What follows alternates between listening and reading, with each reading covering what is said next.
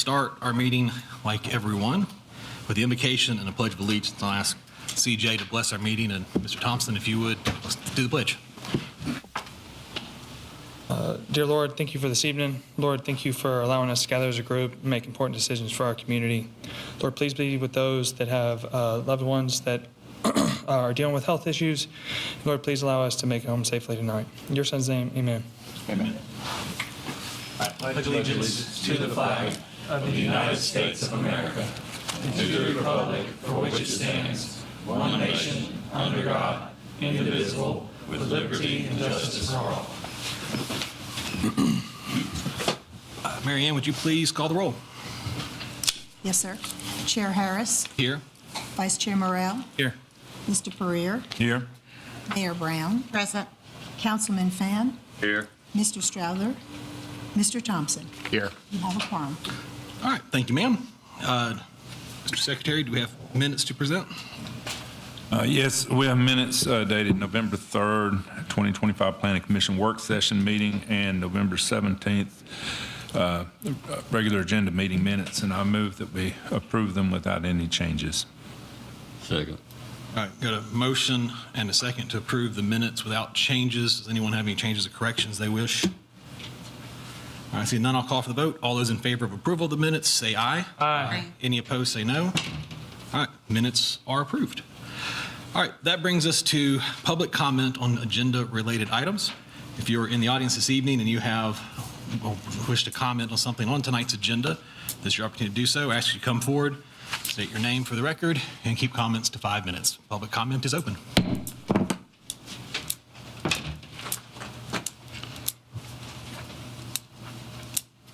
Evening, Pascal Jovens, 1335 Longola Park. I'm coming from Kensington Door, Phase 5. I spoke at the last meeting and all I got response was, is it okay? It's okay. I want to make sure everything is on a record again because it's not okay, okay? When there are rules, we're supposed to follow the rules. And there are rules for different reasons, for safety, for the well-being of the neighbors, and for the general public. Safety. When we have a rule, we say that an access road needs to be a certain length, there needs to be a certain length for fire issues. All right?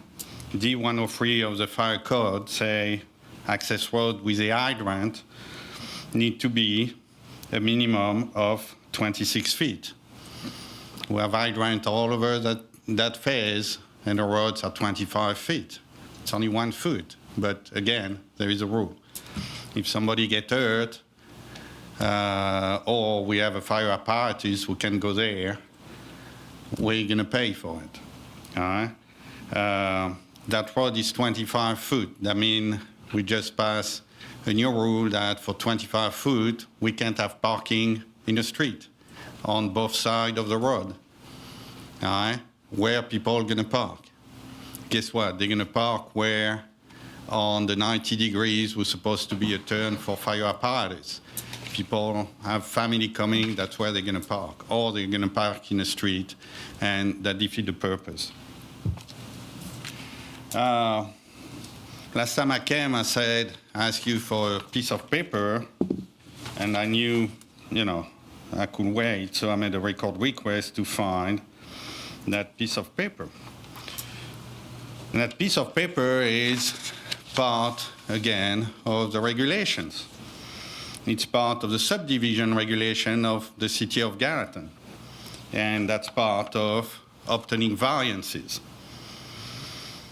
And it's 112.2, who said, a petition for any such variance shall be submitted in writing by the subdivider along with the initial filing of the plat. Submitting in writing. The petition shall state fully the grounds for the application and all the facts upon which the petitioner is relying to get his variance. All right? Let me rephrase. A petition needs to be in writing. with the reason why, accept a variance or request a variance, all right? That later doesn't exist. What I got is a response from engineering who's telling me that if it's on the plat, it's good. That's not what the rules say. That's not what the regulations say. The regulation doesn't say if there is a 10-foot PUD on a plat, it meets the requirement. No, they say that need to be requested with the reasons. I don't see that on the plat. So for me, that doesn't meet the requirement. And PUD explanation on that later is that they need to be free so we can, as a city, access if needed. All right? When you have a 3-foot burn,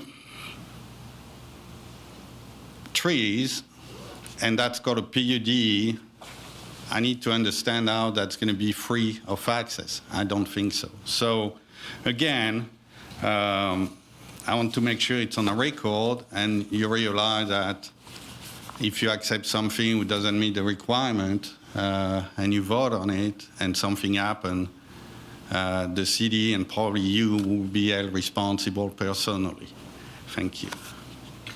Thank you, Mr. Javance. Anyone else wishing to speak under public comment on agenda-related items? All right, seeing no one indicating they wish to speak, we'll close public comment on agenda-related items, and we'll move on to the consent agenda. Does any member of staff or member of the commission wish to remove any items from the consent agenda? All right, seeing none, I'll entertain a motion to approve the consent agenda. I'll recuse myself from item number 2 on the consent agenda. All right, so no noted. All right, well, I'll make a motion to approve the consent agenda. Second. Second by CJ. Any discussion? All those in favor of approval say aye. Aye. Any opposed say no. It's passed unanimously. All right. That will move us on to item 3 on the regular agenda, resolution number 2025-142, Lacana Center. And this item does have an individual public comment as well.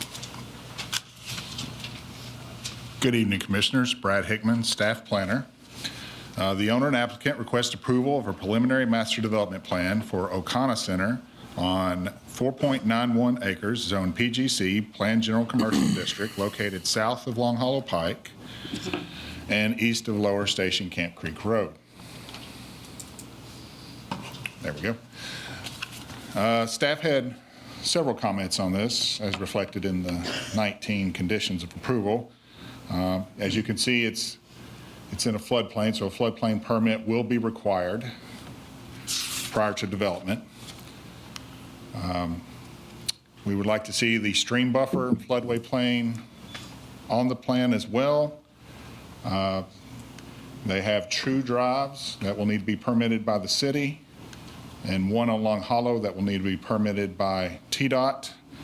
Engineering has requested a stub out to the east of the property, so when this property to the east of it develops, we'll have some connectivity. The applicant didn't provide any grading, so this is the grading that exists currently on the property. It's quite a high point here, and it slopes down considerably here, so you come back to the development, it's going to be difficult to see how the retail center here and the storage units will lay on that property. PGC is the zoning.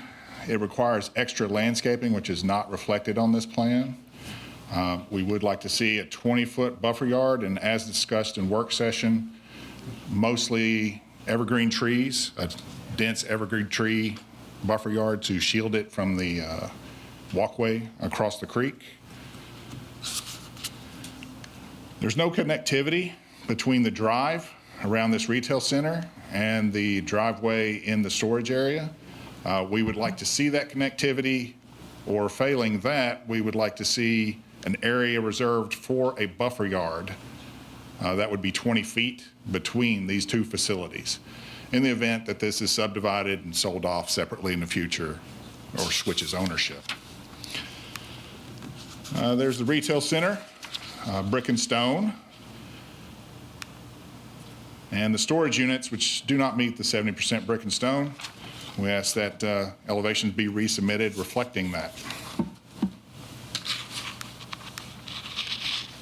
Planning Department recommends approval of the resolution number 2025-142 with the following 19 conditions. Thank you. All right, thank you. This time I'll open a public comment for Resolution 2025-142. So public comment is open. If you want to speak on this item, this is your chance. All right, see no one indicating they wish to speak.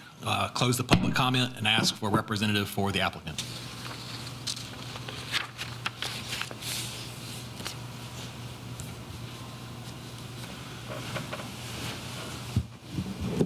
Allison Turner with Green Lid Design, backup Andy Leaf. So, we agree with the comments with a clarification, I guess, on the stub out, which I guess can be dealt with at final, but on the stub out to the adjoining, adjacent property, there's a retaining wall there now. I assume when that property redevelops, that retaining wall would likely go away. And so for us to stub it all the way to the property line they may need to ramp up, or I don't know what their configuration will be, just because that's floodplain as well. So we agree with leaving the easement there. We just want to leave some flexibility for that connection to be made in the future, if that's something. Yeah, and I think, in that case especially, there needs to be a future connection. I think the issue we run into is Right. who and how does it get built if there's an easement later to construct it. So Yeah, again, it's just the conditions as they exist. Right. Would require tearing down that retaining wall and be more impactful on the neighbor property. And so just trying to figure how to, that may be 2 years, 3 years down the road, so it may come back up at final, but I just wanted to make a point about that. gotcha. Yeah. We're willing to take it as far as our grading plan will allow us. We just Okay. want this body to know that's probably not going to be the property line. Right. So as long as we know we're going to get as close as we can physically get, may still be further away than the bird's eye view you were thinking. Yeah, Aaron, question on that. I thought about this after we talked about a similar thing on another one. Is there any path to do some type of surety or guarantee to finish a connection like that in an easement in the future, so you don't run into a situation where one property owner doesn't want it, or I don't know. Like we had last month? Probably. With this one, this is, sorry, there's feedback.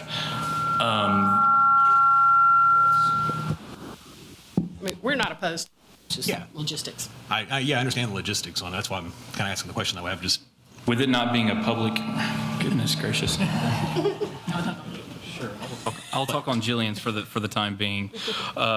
So with it being a private site on there, I don't know if something like a site surety could be handled. It wouldn't be a subdivision surety that we would hold on there. And I think a way that could be handled on here, I think we might have had some language on another project, is add to the maximum extent practical Yeah. in there, and then, provide the easement or the ability to do that in the future. Have you started coordination with TDOT? Yes. Have y'all had y'all's initial meeting? Yes. Are they allowing a full access? So full access upon the receipt of a traffic impact study, are open to a potential right-in, right-out. But full access, Stanley wanted to see a traffic impact study Okay. that shows that. Because you may, obviously want the connection for future development coming down the way, so you can actually have a full access at some point on Long Hollow Pike. My second question is, are y'all able to meet fire access on the backside of the building? Well, I know the fire department's in the meeting right now. We feel like that they can get within every corner they need to without necessarily pulling all the way to the end. The nature of having mini storage is not to have connectivity. So in the one comment about connecting to the mini storage from retail, we're going to opt to add that landscape buffer. Okay. Yeah, I don't think it makes sense to connect to the mini storage from the retail either. The buffer does make sense. The buffer makes sense for sure, but I just know from experience that when you have a stub that's 150 feet or greater, they want a turnaround. So I don't Yeah, we'll make that. So, another thing too, just to get on the record, we originally thought we were going to the BZA when we made this submittal to get a conditional use. So That was mentioned last time. feel prepared with this preliminary plan, but we feel like with the final, we'll get all these comments addressed, and also realize the floodplain's an issue. Yeah, so. Okay. This property's not without other things that have to be addressed with the final. Okay. The important thing we're trying to get right now is the use secured. Yeah, okay. That makes more sense. I think on the plan, it shows a 25-foot type buffer, and condition 11 says place a 20-foot buffer along Lower Station Camp Creek Road, fully comprised of evergreens. Staff, will you remind me what's the quantity of trees on the spacing in a 20-foot buffer? How many trees is that per 60 feet? I don't know how to compare that to the buffer that's shown on the plan. The way we wrote it was that be on a triangular pattern, not dissimilar to the one on 386. I don't know how many trees that would end up being. I don't remember what the spacing of that is. 386 is, the one on 386 is a type 40-foot buffer in a 20-foot spacing without the fence, without the opaque buffer. So that's 15 foot on center triangular spacing, or one tree every 7.5 foot lineal feet. Is that what we're talking about here?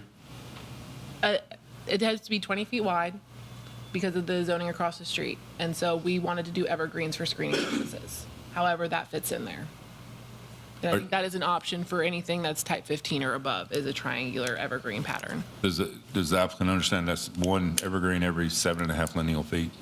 We do understand that. We're going to have to look at that with the final master plan because you have a White House Utility District sewer easement that runs along through there, which is one reason. That shouldn't be any problem though, right? Tell that to Danny.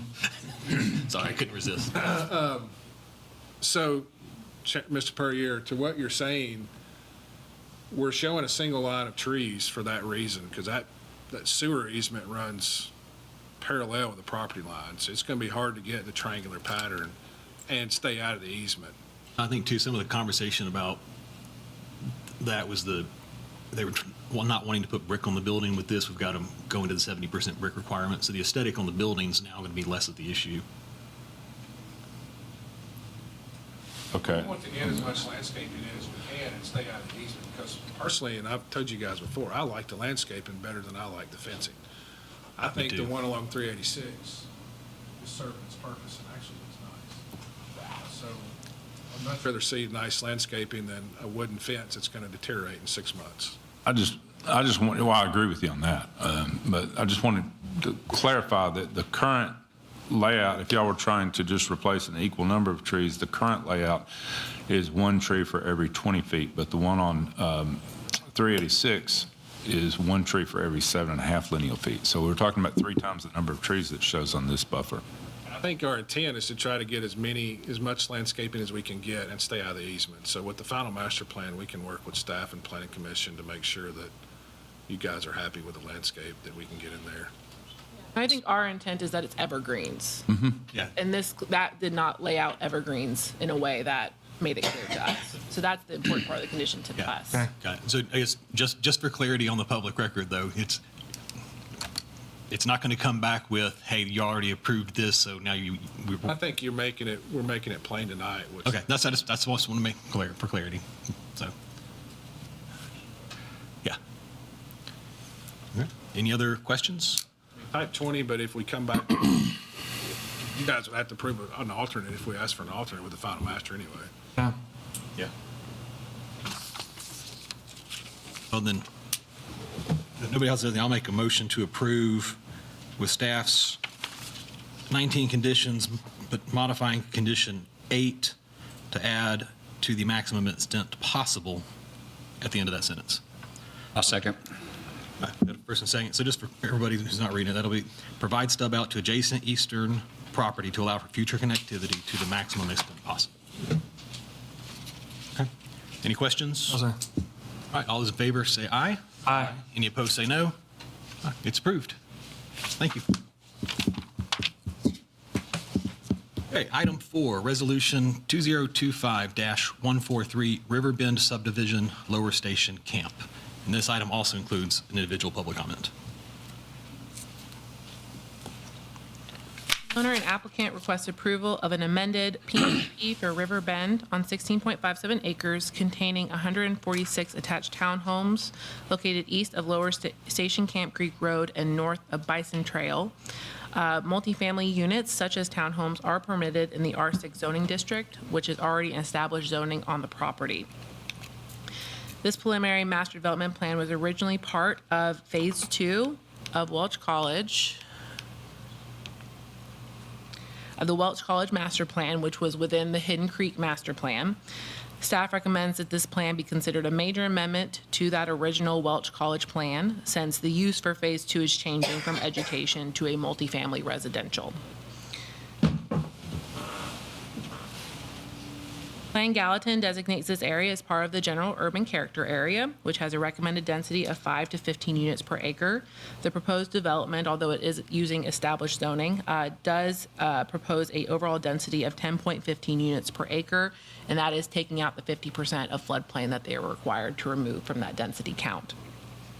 The townhomes are grouped together in sets of 4 or 6 unit buildings in a typical grid pattern, with private roads providing connections to future Jenkins Lane and a stub out to the vacant property to the east.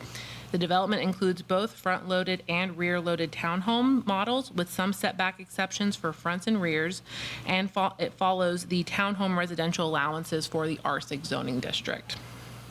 Additionally, Gallatin's transportation plan calls for the extension of Jenkins Lane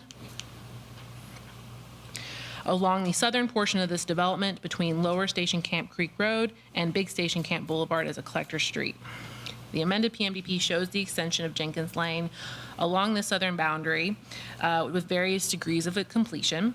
Jenkins Lane is an anticipated collector roadway here, and it has been part of an evolving condition of the Hidden Creek Master Plan for many years at this point.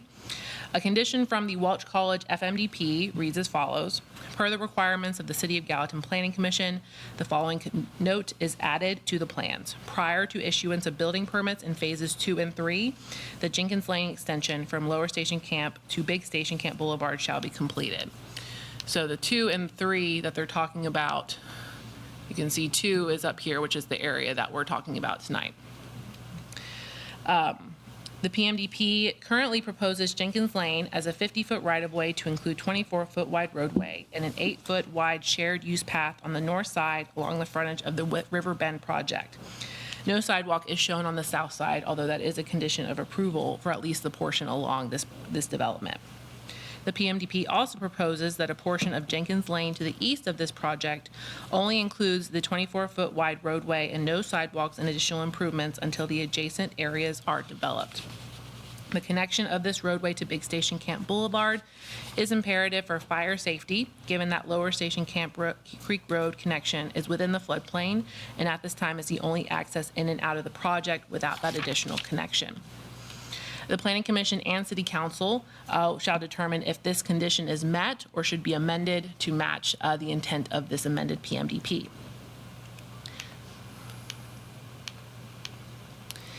The townhomes will be 2 stories with either a rear-loaded or front-loaded 1 or 2 car garage and pitched roofs of varying degrees.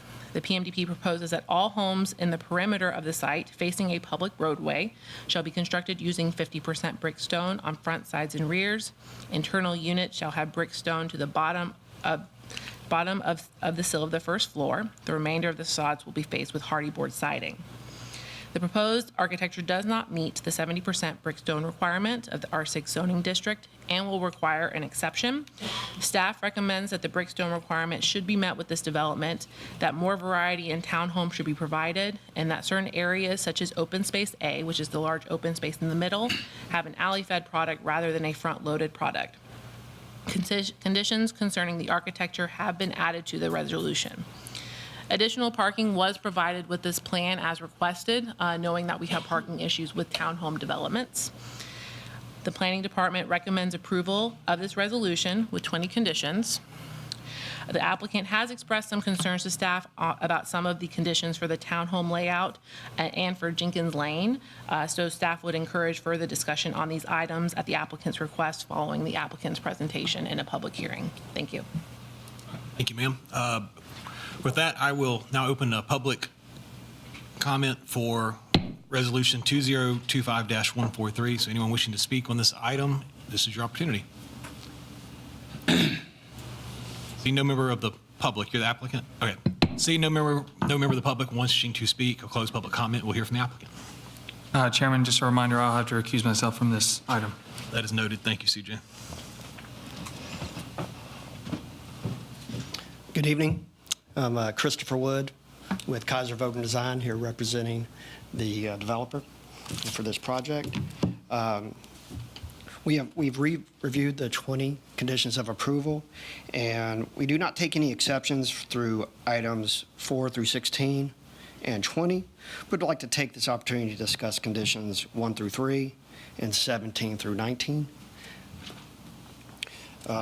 Items 1 and 2 relate to the front loading and the rear loading. So the design team and the developer have intentionally organized this layout to be cognizant of how the project looks from the public right-of-way, but also, in addition, how is the project viewed once you enter into the project site, so it doesn't turn into a situation where we have a lot of alley load, where we have utilities, AC, HVAC units, trash cans, kind of cluttering up. So we're trying to make sure we've got a good visual product from public right-of-way, but also once you enter into the site as well. So the item 2 is, and so I guess around open space 1, we've got those front load pointed to the street and the rears to the open space. So the street, if we were to flip those, so the street would then now become the rear yard in that consideration. Now on the eastern side, which is item number 2, we have the front pointed to the side property line. That was intentional. So when you start to view those elevations, from Big Station Camp or as you come down Jenkins Lane, that you're not looking into the rear yards, you're looking really at a front elevation. We worked with staff to also put a landscape buffer along that property line as well. As staff mentioned, item number 3 was that we are asking for an exception or variance related to the 70% masonry material, requesting a 50% ratio on that, a mix of brick, culture stone, hardy products.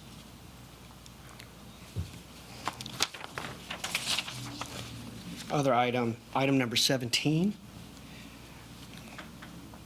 was the sidewalk on the south side of Jenkins Lanes.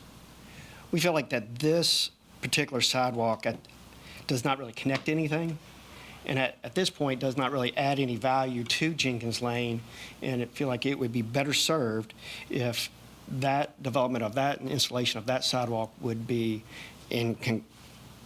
when Welch College property is developed. Given in light that with this development, the 1,300 linear feet of Jenkins Lane is being proposed to be built. Item number 18, Jenkins Lane section to be 26 feet wide. We're just requesting that be just standard 24-foot wide asphalt section instead of the 26. And then item number 19, show the Welch College tie into Jenkins Lane.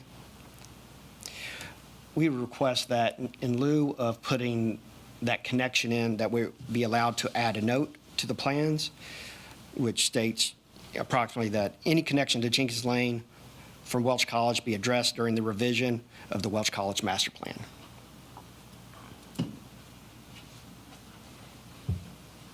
All the other conditions of approval, we do not take any exception to. Question for engineering. Eric, what's driving the ask to go from the center 24-foot wide road width to the 26 on that Jenkins? In that I guess I'm gonna have to use this mic for the night. So the 26 feet in width is just for the section that doesn't have curb and gutter. Okay. And constructability of curb and gutter on that in the future is kind of what's driving that. So, I mean, they could still stripe the edge white line at 24 feet, but essentially have a paved shoulder there. That way, when curb and gutter is added in the future, there's that extra overlay there of the compacted subgrade to put the curb and gutter on top of that. Okay. That's my just constructability. That would, in the future, require saw cutting 2,600 linear feet of asphalt. And there will already be a compacted subgrade, for that 24 feet for the base, extending out. Even at the 26 feet, I don't think we'd have the full compacted gravel width to support the curb and gutter. So we're just trying to look toward the future here and minimize that extra work. How's that? Do you have the section for the piece of the road that shows where the compacted sub base goes, how far it extends out? I remember seeing it, so I know it's in there somewhere. I don't It's in know the that it was full to packet. scale either. Oh, there it is. No, it's not. Attachment 4.2. No. Section C. Yeah, it's C 2.8. It's in here. I don't have it on the. Oh, you can't pull it up. But it's Okay. in your packets. Okay. It's page 66 in your packets. Got it. Hold on.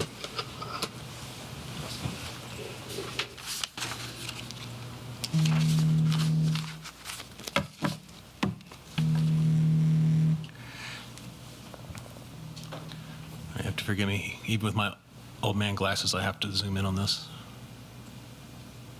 Okay, so typically the compacted subgrade goes 6 inches past the edge of the curb and gutter. What's the width of curb and gutter typically? So it would be 30 inches in total. You've got a 6-inch wide curb and then 24 inches for the gutter pan. Okay, so 36 inches of compacted gravel is required to properly place it on top of. Okay.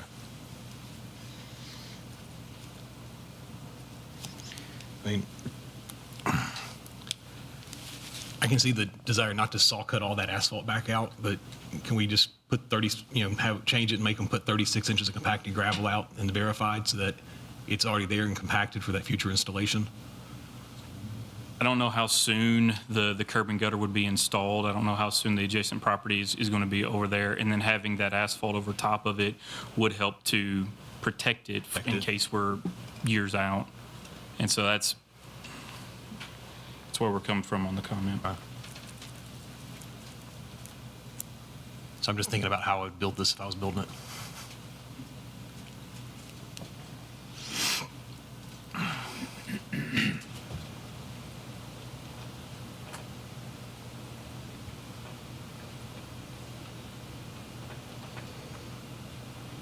Anybody else I have any? suppose there's the option of just going ahead and doing the curb and gutter now. I have a feeling that's not the one they want. But I understand what you're talking about is over time as that asphalt's there, if it doesn't go past it somewhat, you're going to wind up having to cut into the roadbed and re-pour something if you can't get a good straight line to pour up against. I see what they're asking for, and it does make some sense. So I think once they do the curb and gutter, you're going to have to mill a little bit to kind of patch everything back up. That's just kind of means and methods of tying everything back together in the future. Anybody else have any thoughts about that one?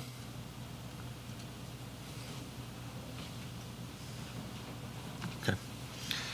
All right, well, let's talk about the other ones, and we'll maybe circle back to that one.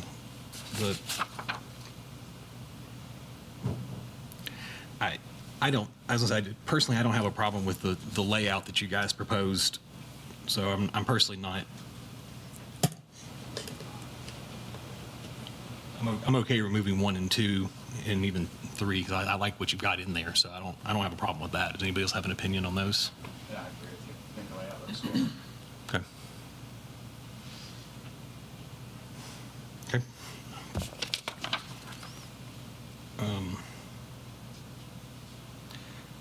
Yes, Aaron, on the sidewalk on the south side of Jenkins,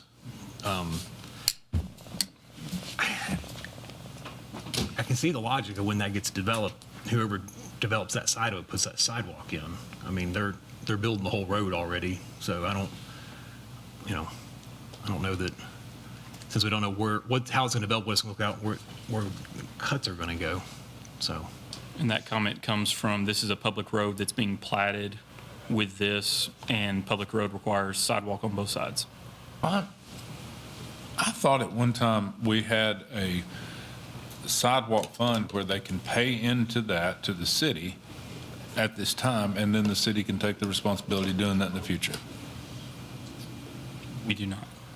Thought we did in the past. Maybe it was talk about doing that. Pay in lieu of has been talked about in the past, but is not an option that's, because as I understand it, if somebody pays in lieu of it, it has to be used for that specific stretch. And so if it's going to, a fund that, could be used for different places. Oh, yeah. No, I'm not talking about a fungible fund where it can be used for any new project we conceive around town. But there's so many of these situations where the previous one with the mini stores paving up to the closest extent, if they could just pay the cost of the sidewalk, then when the next property gets done, the money would be there for that specific thing. That doesn't seem that complicated. But that's not for this issue. That's for another business discussion. So I'll drop it. Because obviously the concern is that it just never gets built if it doesn't get developed, right? Correct.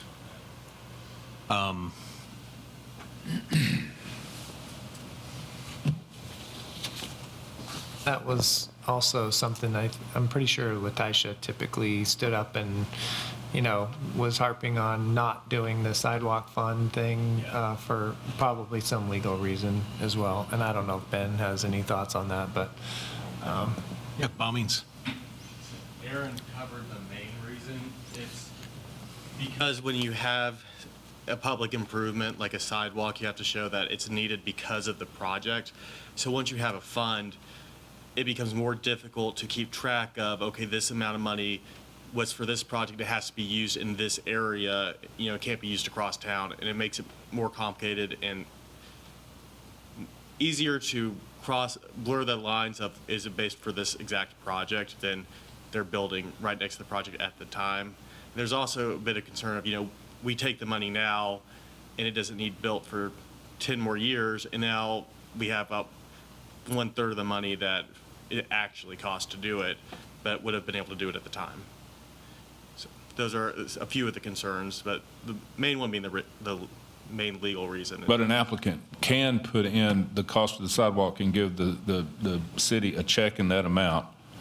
There are ways to do it. You just have to be very careful, and as to someone would have a large part of their job would be keeping track of what funds were paid in and what projects, and making sure that no funds paid for project A get used somewhere else in town that we can't legally use those funds for. Question on this: since Welch is selling the property, can they put up surety to ensure it does get built in the future? If you can't, That's essentially it. it's the same thing. Surety.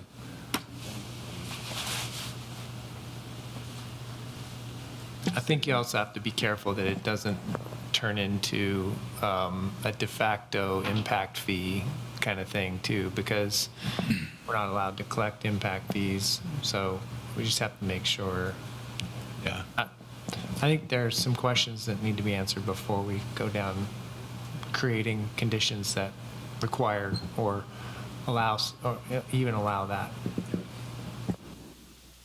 Well, if there's no way to work around it, then the sidewalk has to be built on both sides of the street. Which, granted, is wasteful because it'll probably get torn out on the other side, but that's, the road had to be finished as part of this has been talked about for years.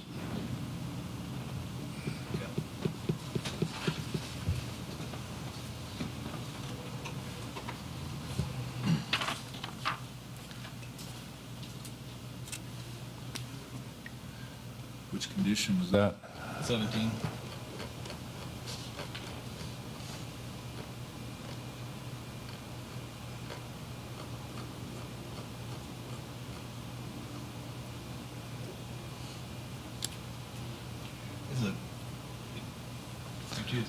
sidewalk going to 6 foot instead of 5 foot, is that a standard thing now, or is that what's driving going to 6 feet? So it's 6 feet because it's non-residential.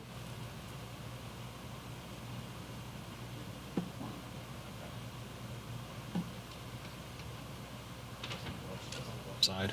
Correct. Okay. And they are proposing to do, they're showing an 8-foot shared use path on the north side. And there is a condition to make that 10 feet in lieu of doing bike lanes on Jenkins. Say 17? Condition 17, provide 5-foot grass strip and 6 foot on the south side of Jenkins Lane.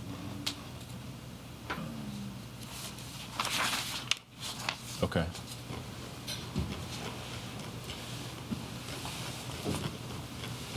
It's on page 51. Yeah, I was on the wrong page. You go, John. Yeah, I got it now. Thanks. We are intending to meet that condition for the 10-foot, shared path.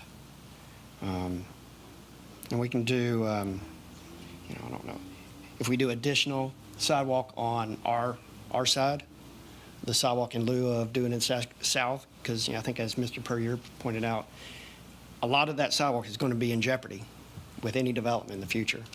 Don't know how much, but there's going to be a point.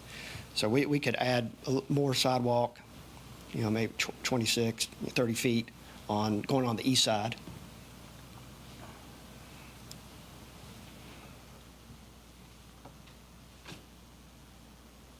I see the challenge with this one, 'cause it's kind of a cart before the horse thing, because I can, because when this goes in, it's going to drive the development of the rest of it. It's going to get the big piece of the road put in. But there's also only so much money you can afford to spend to get the cart built. So, anybody else have any thoughts or input?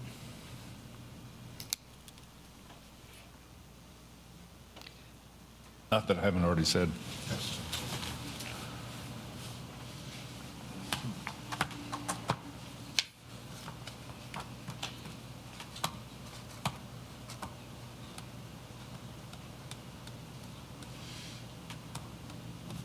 All right. I'll make a stab at a motion. So I'll make a motion to approve with staff's 20 conditions of approval, however, striking conditions 1, 2, and 3. Striking condition 17 on the sidewalk, but leaving 18 to make sure the curb and gutter gets put in correctly in the future.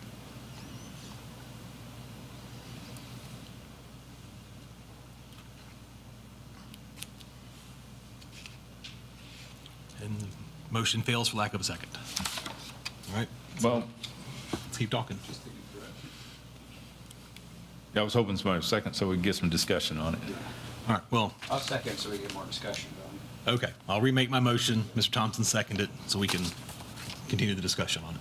Okay, so discussion, help me to understand. When this drives development and then something gets developed on the south side, where that sidewalk's supposed to be, can we make sure that the south side property has to construct the sidewalk, or is that? Yeah, I think that'd be easily a clear requirement with whoever developed the south side of it when that happens. So.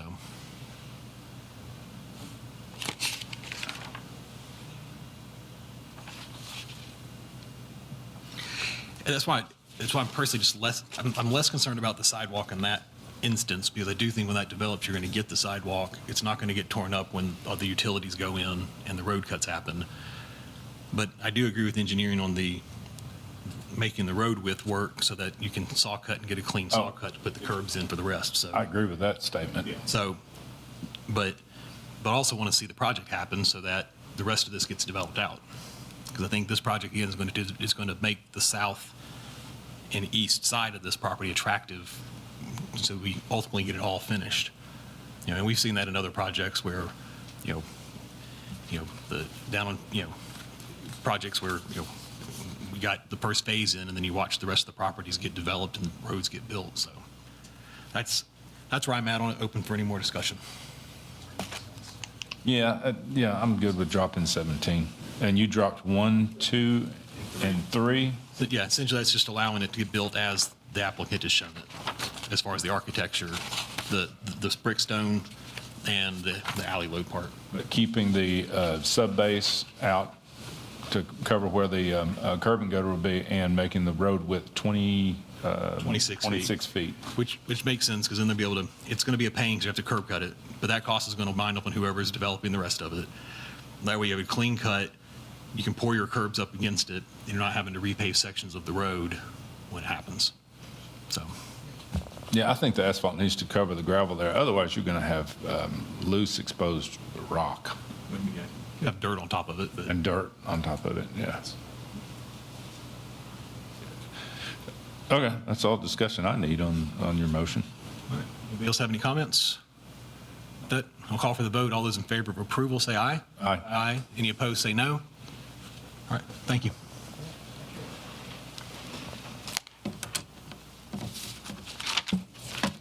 Okay, takes us to item 5, resolution 2025-148, Preston Park Commercial. And this item also has a public comment and requires a major or minor amendment. Yep. Thank you, Mr. Chair. Jim Carpenter, staff planner. The owner and applicant request approval of an amended PMDP for Preston Park Commercial on 5.96 acres. Zone PGC, Planned General Commercial District, located north of Nashville Pike and east of Warwick Road. So the plans indicate 2 buildings are adding an additional 18,695 square feet of medical office and general office to the site, and reducing the limited warehouse automotive parking use from 72 units to 34 units. A small change from what was at work session is there's a little additional office space here, additional, I want to say it's 2,500 square feet. The applicant, staff had mostly minor conditions on this.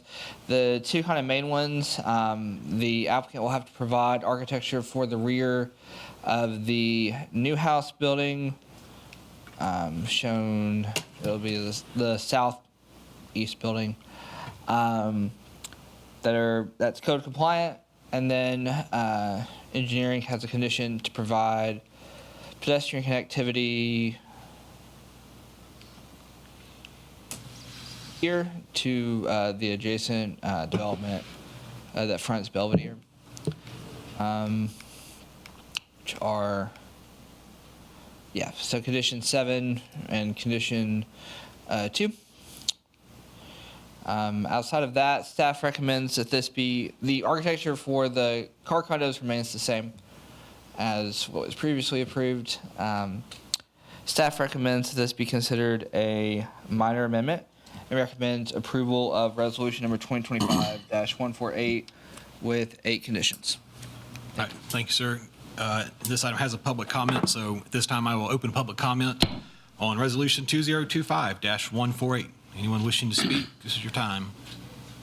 See no one leaping out of their chairs. We'll close the public comment and ask for a representative of the applicant.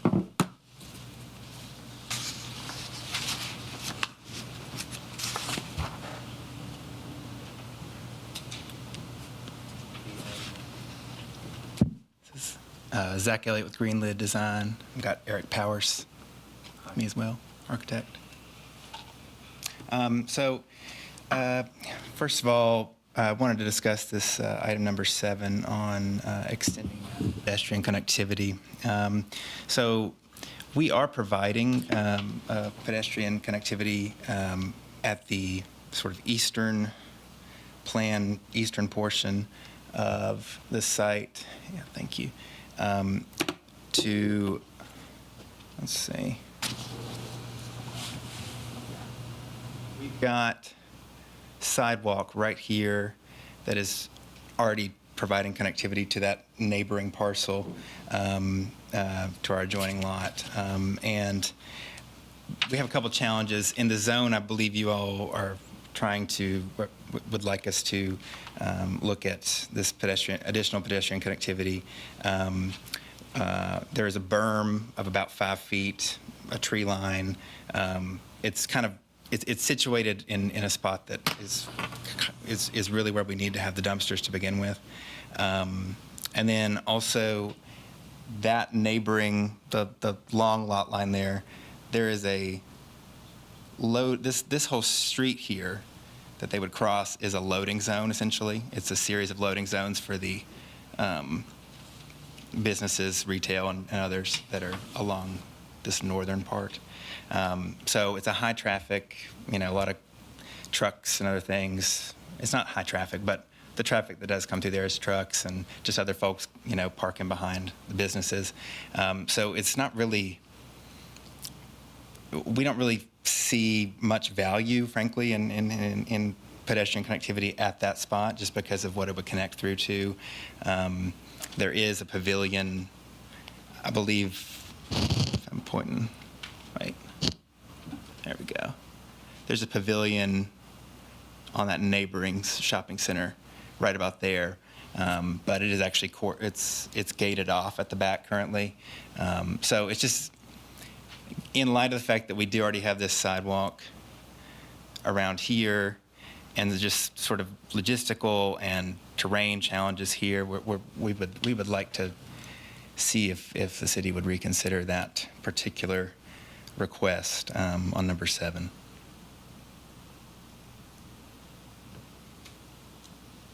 Okay, thanks. First, we'll just address the major versus minor. I'll make a motion that it be a minor amendment to the plan. Second. Second, all those in favor of being a minor amendment say aye. Aye. Any opposed say no. All right, it'll be a minor, rest of that. And let. I'd like to address a couple items. Is that if I could, when you're ready. Yeah, go ahead. Yeah. Yes, Eric Powers with Integris Architecture. A couple of comments as it related to the architecture. I wanted to provide some clarity. There was a question about mechanical units on the ground or on the roof. We are putting them on the roof. We are using parapets to screen those on the front and 2 sides. We don't have a parapet on the rear of the building, but since that building backs up to the back of the adjacent property buildings, we would ask for consideration of not having to screen that one side, but screen all other 3 sides of the mechanical units with the parapets, and see if that's satisfactory. So that particular item on the mechanical units. On the brick that we have on the building, we do have brick and ephes on the building. It's predominantly brick. On the front and 2 sides of the building, we have brick that's 90% of the coverage, and ephes, which is a parapet ephes.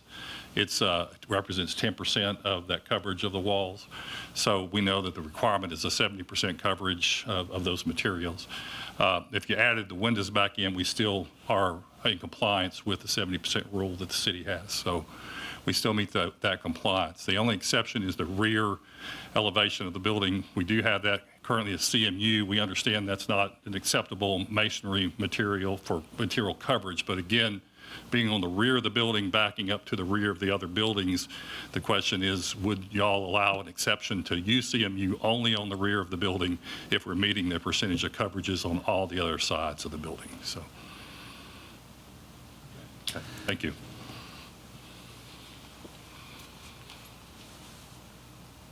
I guess one, sir, I apologize. I didn't write your name down as you were talking. That's okay. It's Eric Powers. So I'll talk first about the screening of the HVAC units on the roof. I don't personally have an issue with the entire back of the roof. My question would be on that southeast corner where you come out of that other commercial through there. That's where I think staff's going to be concerned about it being visible as people approach it from the rear there. Yeah, I think, where's the pointer at? Yeah, thank you. Yeah. So are you speaking, sorry, I'll get it here in a second. Are you speaking right here? Right, is this where you're talking about? Yeah, as you come through there, through the bank and that back corner would be the only place it'd be visible.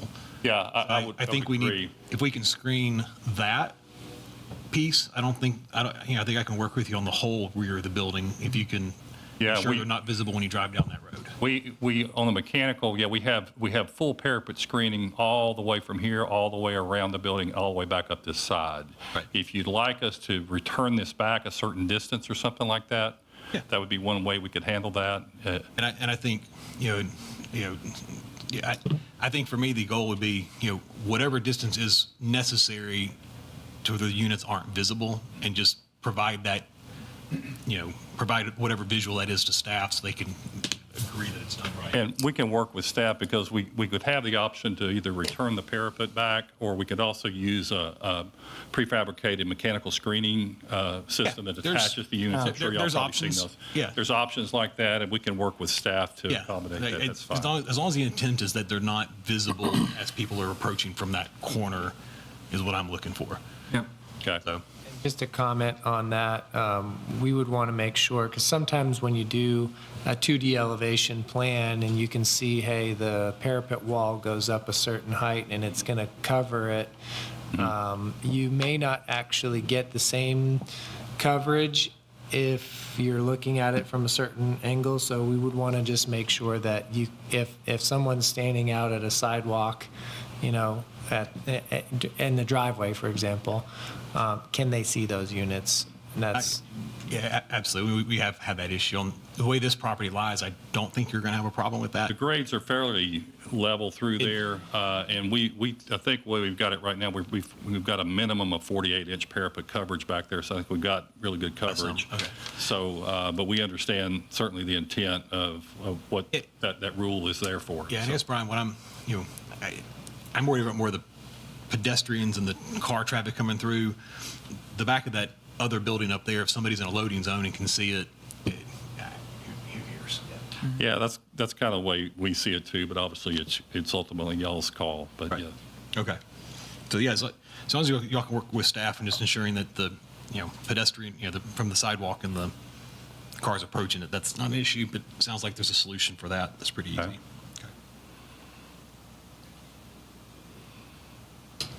CMU on the back. You had a comment about that? Yeah.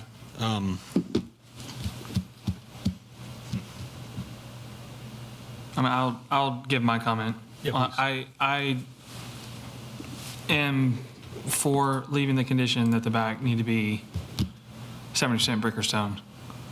I mean, we've had so many other projects where we've required them to do that same thing, and I don't think it would be right for us to deviate from that. Okay, that's fair. All right, a question for you guys. If y'all, I don't know if in the new zoning ordinance, but there's some products like, one that comes to mind is called Quick Brick. It's a CMU masonry product that has a brick type appearance. I think the Sam's Club in Hendersonville is built out of it. Yeah, we don't have any issue if it has the appearance of brick. If it's not an official brick material. That's I don't know if you're familiar with that type of a product. Yeah, there's a variety of different products out there. Yeah, if we were to do the CMU, we would paint it to match the color of the brick, but I know that may still not be what's acceptable to you guys, is what I'm hearing. But the other question I would have is if we upgraded it and went to a split face block that's still a color match with the brick, is that an exception that would be allowed or no? Nope. You need a brick facade on it, and even if it's a 1-inch brick look that's pasted onto the CMU block wall, that would be what's requested. Yeah, but I think what I'm hearing you say too, Brian, is like the Quick Brick product is a CMU block that has a texture on it that simulates brick. Right. That would also be okay, and that would be, It depends. Some of those are kind of like a skinnier block, but still the width of a CMU. We're looking for the size of normal bricks. Okay, gotcha. Instead of like the larger. Okay. So that's just. Okay, so brick veneer or a simulated looking brick veneer is what you're guys are saying y'all would be willing to. Yes. Yeah. Yes. I think that could be worked out on the final plan and all that stuff.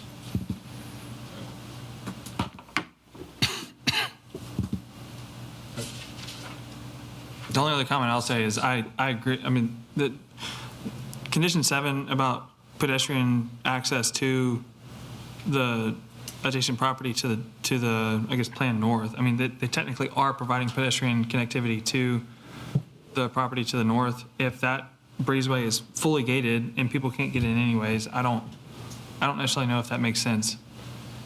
I guess I can split up. I like the idea of the connectivity. I do worry about pedestrians walking through the loading zone.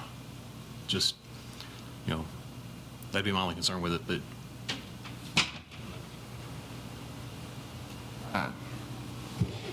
Aaron, did anybody go out in the work session, we talked about somebody going out and seeing if that breezeway was even, if it had been gated off or if it was still even in use like that? Did anybody go look at it? Yes, we went out there, and I know on this property site where we were thinking that it would align would be on the dentist office, which is to plan left of the garbage. There is a washout that's there right now. I know there would be some fill to put in the dentist office, but the podiatry, which is the one to the right of the dumpster enclosure, there's not as much fill there, at least from what we could tell. That would make more sense. Now, I do believe that the breezeway is gated. I don't know if it was intended to be gated or if that was done kind of after the fact as outdoor patios were done. I'm not. I think it was, honestly, thinking back to some of that, because full disclosure, my old office used to be right around the corner, so we used to walk that area all the time. I think they gated it from a safety issue of people getting back into that loading zone. So I think if I remember, that's why it got gated, because it was just, they didn't want pedestrians getting back there with all the delivery trucks and the garbage trucks. So I like the idea of connecting it, but I do have a safety concern if we're encouraging people to go through that loading zone. Well, we're essentially encouraging people to walk to the back of the building as opposed to the front entry. Well, and the other side, even when they get there, if they can't go through the breezeway, there's no sidewalk to walk on. So when we actually would be encouraging people to, if it's not there, we're encouraging people to use an actual sidewalk to get to the business. And to the front door. Yeah. Because, CJ's got to pull up on Google Earth. That's where we're just looking at the. Yeah, I like the sidewalk that they added behind the Kiki's parking area, but unfortunately, where that ties off to, they would actually have to walk around the side of the building to get to the front of the sidewalk as well, because there's no sidewalk there. It's I think there's a their sidewalk would be here, piece of concrete there with a planter. Oh yeah. Go to the front.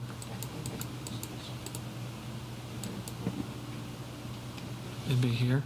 Yeah. And then they'd walk, and then they'd go to the front of the building. Are y'all looking at Earth View? Yeah. Google Maps. It looks like to me there's a sidewalk running adjacent southeastern side of that building behind the plant. Yes, along this side. Yeah, there is this. Yeah, there's a sidewalk that doesn't go all the way back. Oh, it does. Actually, Aaron, there is a sidewalk. It's just hidden. It's behind the plant. So I think this view, I guess, didn't show that. I was gonna say I thought it was, but I think with that, I think it's going to be from a safety standpoint. Let's encourage people to use the sidewalk network, because when they do theirs, they're going to connect up to it, and it's going to be easy. There's sidewalk connectivity, so people aren't having to walk through parking lots and zones. So yeah. Okay. Does that make sense, Aaron? Okay. Okay. I'll take a stab. I'll make a motion for approval, motion for approval with all staff conditions except striking condition 7. Okay. I'll second that. We're already showing the sidewalk connection along the, I guess, Plan East side, so, which would be the south side. And they've indicated they're going to meet the 70% brick on the. Yes. So that's, okay. Any further discussion, debate? No, sir. Okay. All those in favor say aye. Aye. Any opposed say no. All right. Thank you, gentlemen.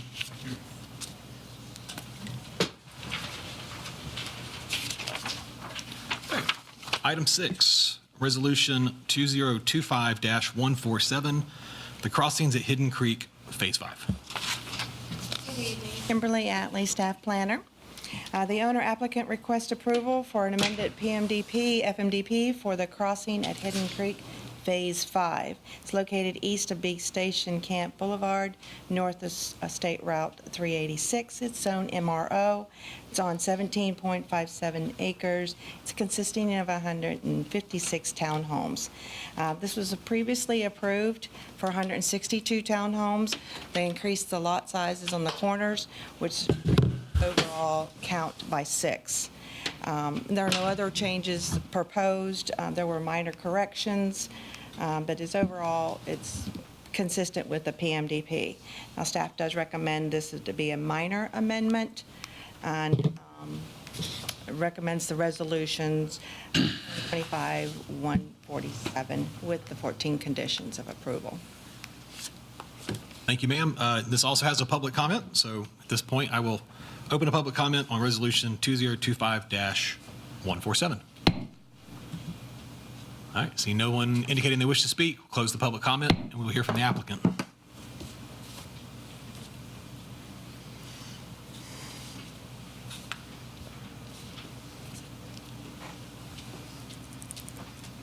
Landon Allison with Kimley Horn. We have no issues with the conditions. Seem pretty minor. We'll get it. Okay. I'll make a motion to be a minor amendment. Second. All right, motion and a second. Any other questions about major versus minor? All those in favor of being a minor, say aye. Aye. Any opposed, say no. Be a minor amendment. I don't have any questions on this. Anybody have anything? I'll make a motion to approve with all staff conditions. All right, we got a Second. motion to approve by CJ, and I heard Mike second over there. Oh, it's fine. It's all good. All right, all those in favor of approval, say aye. Aye. Any opposed, say no. All right, it's approved. Thank you, sir. Thank you. Item 7 is Resolution 2025-149, Station Camp Senior Housing Amended Preliminary Master Development Plan. The owner applicant requests approval for an amended PMDP for the Station Camp Senior Housing. Is located west of Big Station Camp Boulevard and north of South State Route 386. It's zone MU, mixed use, and it's on 5.36 acres. The proposed amendment formally clarifies the intent of the senior living component of the Station Camp master plan. The amendment revises the PMDP to change 30 to 178 units. Now, this is 89 independent senior living and then 89 assisted living / memory care, which is considered commercial. The assisted living memory care is community use rather than a residential use in the Gallatin zoning ordinance, which means that it doesn't adhere to the same density calculations as a typical. The request includes additional height exception and FAR exception. The height was previously approved for 50 feet. They are requesting a 60-foot. And the FAR from 0.5 to 1.2. The 1.2 FAR is within reason because there are adjacent medical center that is elevations or architects presently do not meet the 70% brick stone component area, but the intent is for the developer to do it. That was their intent. So they will come back at the FMDP and iron that out. So the planning department recommends the request for a minor amendment and recommends approval for the resolution 2025-149 with conditions. Thank you.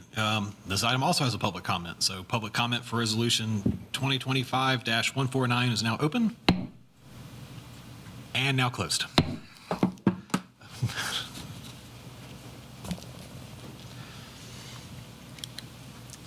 I don't think there's any public left here, so.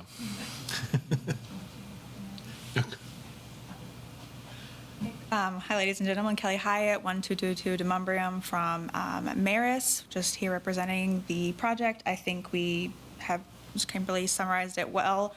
I think the only thing I do want to just make sure we're clear on is while the elevations do not currently meet the 70%, they're still working on them. So we just left the same note on there that's on their current plans.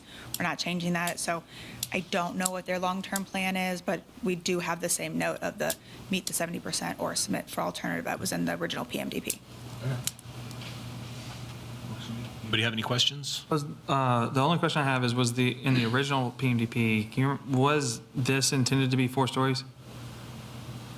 No, it was only, so I believe it's pretty conceptual at that stage. Yeah. And it was approved for up to 50 feet at that time, with no, very conceptual. They weren't even sure if it was going to be assisted living, independent living. Okay. I would mention this is very close to PGC. Yeah. It already has an exception for 55 feet.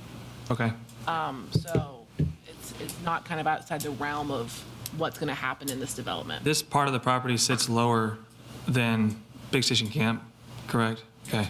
Site falls down towards the floodplain. Plus, they're getting the parking underneath the building, right? That's the key right there. The parking going underneath is reason enough to grant the height exemption, in my opinion. It reduces the impervious area. Yeah. It's great. I see only good things. Okay. So those are my questions. Okay. I'll make a motion that it's a minor amendment. Second. All right. Got a motion second to be a minor amendment. Thanks, John. I forgot about that. All those in favor of being a minor say aye. Aye. All those opposed say no. All right. It's unanimous to be a minor amendment, and I'll make a motion to approve with staff's 10 conditions of approval. Second. All right. Second by CJ. Any further discussion? Okay. All those in favor of approval say aye. Aye. Any opposed say no.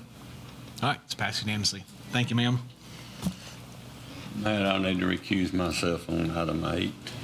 Noted. Thank you, sir. Item 8, Resolution 2025-144, 794 Anthony Street and 503 Hatton Track Road, a rezoning. The owner and applicant request approval to rezone 6 lots, 35 through 40, of the Clearview Heights subdivision number 5, totaling 0.57 acres from R10 Medium Residential District to R6 High Density Residential District, located south of Hatton Track Road and west of Anthony Street. You can see the properties in question here. And along with the survey, they intend to subdivide off the back portion of the properties, creating another lot. And they provided some elevations,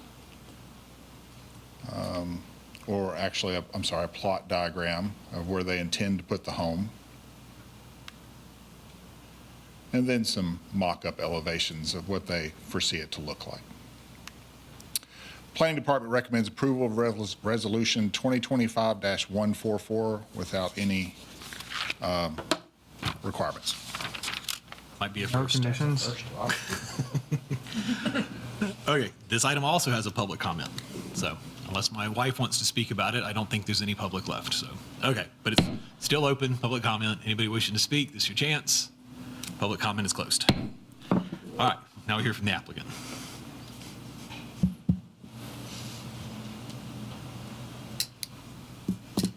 I'm not trying to make this longer, I promise. This is new since the work session. It is, you're right, yeah. Kicking down obstacles in the world of corporate sales, which is my day job. That's the story I'm going to give. Kyle Fan, 2170 Scotty Parker Road, Gallatin. I'm assuming you have no questions about the lack of comments. All right, motion to approve. Second. All right, motion and a second.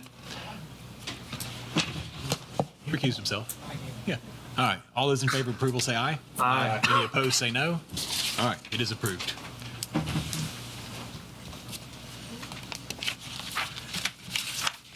All right, item 9, resolution number 2025-145, First Baptist Church, a rezoning. Go ahead, Charlie. Evening, Commissioners. Charlie Pieri, Staff Planner. The owner and applicant is requesting approval of a rezone of a 1.93 acre parcel from commercial services to the core commercial district located at 225 East Main Street. This is the campus of the First Baptist Church in Gallatin, just up the road here. What they're looking to do is to clean up the zoning for their overall site to make it all one, to be that core commercial zoning. A place of worship is permitted by right in the CC zoning district. Any future expansions, remodels, or whatnot would come back to this body for approval. As you can see here, this is the overall zoning map. We've got the core commercial neighboring right next to the subject lot that wants to be rezoned. Plan Gallatin designates this overall parcel as part of the downtown core character area. And it's characterized by mid-rise office, retail, residential, and civic uses. Buildings should be 2 to 5 stories in height and placed as close to the street as possible. This rezone is consistent with the downtown core character area since the core commercial zoning meets the purpose and intent of that character designation. Staff recommends approval of Resolution 2025-145 with 0 conditions. All right. This item, believe it or not, also has a public comment. So public comment on Resolution 2025-145 is now open and closed. Okay, we'll hear from the applicant.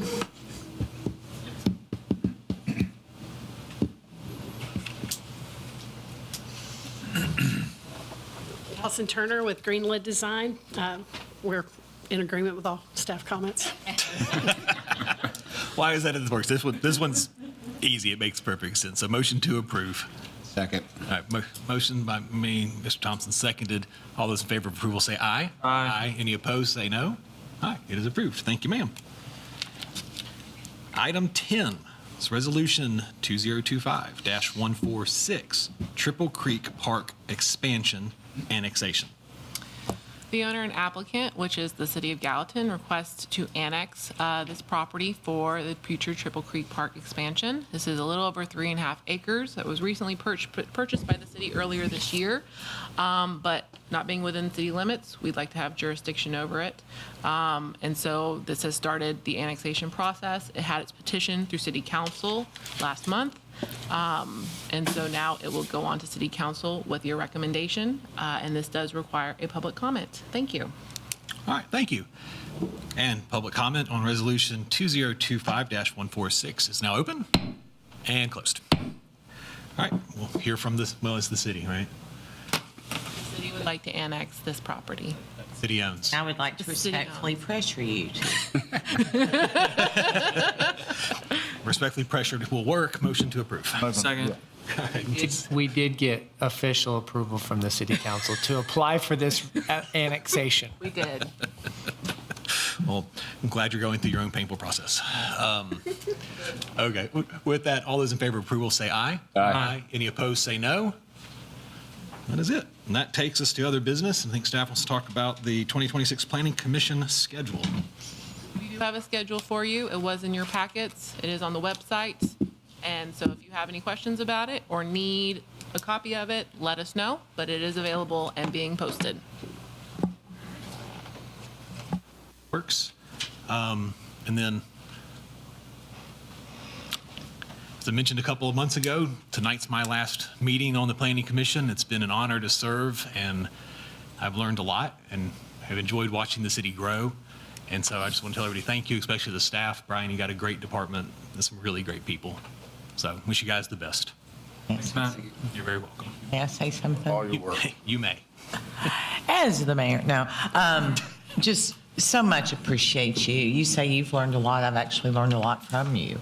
And I think we all have in a lot of ways. And I didn't know you when someone brought me your name to be on the Planning Commission.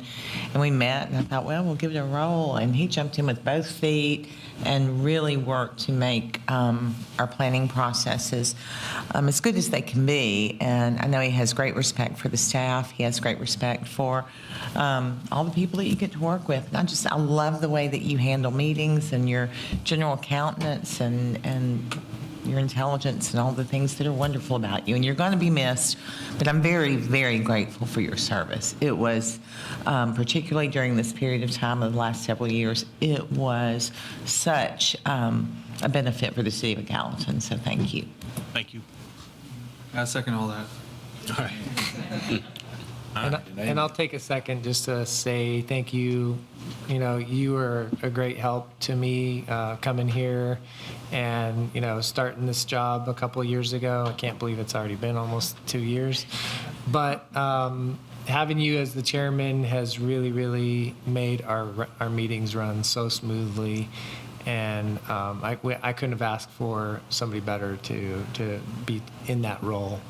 And it's a difficult job sometimes. You know, you have people coming at you from different directions, and I'm sure you had lots of people approaching you behind the scenes. I don't know, but one thing that we notice is that, you know, the meetings weren't extra long because we were able to, you know, just get through these discussions in a cordial and a business-like manner. And, you know, you have an air about you that tells people, hey, you know, this is how we run things in Gallatin. And, but also flexible enough to kind of help people through a process where they may be having some issues. And, you know, on behalf of me and my staff, we're just really grateful to have you, having served as many years as you did. And we look forward to whoever may be able to fill those shoes, but, you know, we'll know that nobody can really fill your shoes, right? So, yeah, thank you. And we appreciate it, and we'll look forward to, you know, seeing you in the future on different projects and things. But yeah, we're really grateful. It means a lot to me. So, all right, I want to make one last motion as a planning commission. Motion to adjourn. Second. All right.